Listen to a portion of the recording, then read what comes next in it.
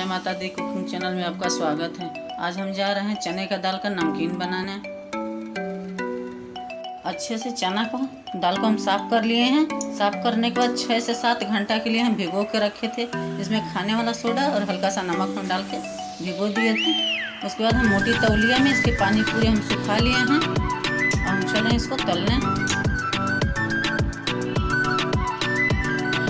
तेल में इसको हम डाल लेंगे, अच्छे से फैला लें। इसमें तेल अच्छे से गर्म होना चाहिए और इसे थोड़ी देर के लिए हम इसमें छोड़ देंगे।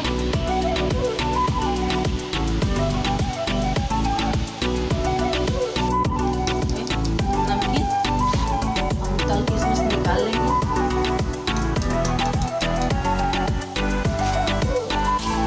आप लोग टिश्यू पेपर पे रख लीजिएगा, हम पेपर पे रख लिए हैं।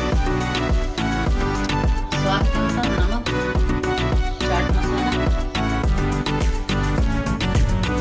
1 चम्मच लाल मिर्च पाउडर डालेंगे। अच्छे से मिक्स कर लेंगे। बनकर तैयार है। अगर आपको वीडियो पसंद है तो लाइक से सब्सक्राइब करना ना भूलें। धन्यवाद।